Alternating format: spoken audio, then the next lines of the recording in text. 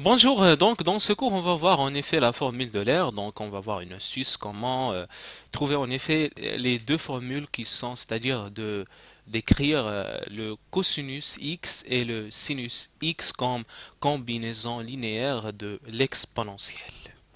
Donc, d'abord une formule, la formule de l'air, en effet par bon, le destin fait que qu'on l'a appris en effet par cœur, sans s'en rendre compte. C'est-à-dire quand on a vu en effet les nombres complexes, on a bien vu que exponentielle i x, c'est cosinus x plus i sinus x.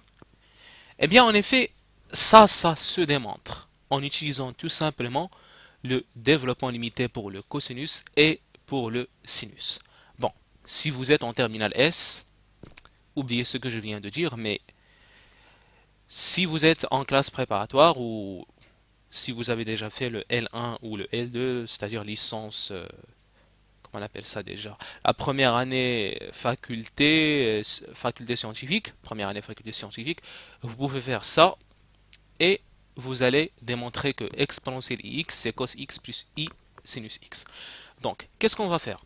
En effet, on va écrire que exponentielle moins ix, on va utiliser tout simplement ça. On a le droit de dire que exponentielle moins ix, c'est cosinus x moins i sinus x. Donc, je vais appeler ça 1 et ça 2. Pour écrire les combinaisons linéaires que je viens de mentionner, d'une part, je vais faire 1 plus 2.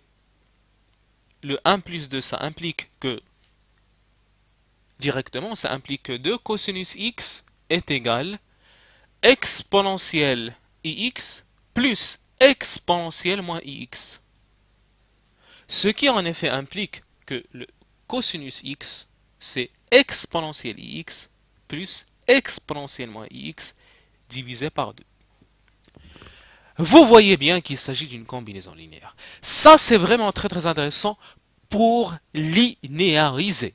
Si vous avez par exemple cos carré x et vous voulez le linéariser, vous pouvez utiliser cette expression-là. Quant au sinus, qu'est-ce qu'il faut faire? Il faut faire tout simplement 1 moins 2. C'est très logique pour faire disparaître le cosinus.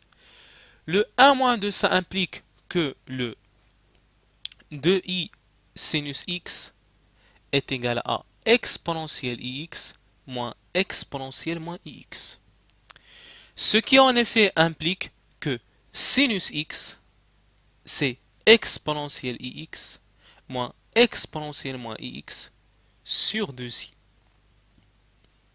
Eh bien, vous avez cette formule-là et vous avez cette formule-là. Il est très intéressant de savoir d'où on a tiré ça par hasard parce que des fois on apprend mais on oublie, hein, on oublie donc par destin, comme je vous ai dit, on a pu apprendre ça par cœur sans s'en rendre compte. Donc on peut dire que ça est égal à ça et puis ça c'est ça, bon, ça se déduit de là et puis on fait ce qu'on vient de faire là.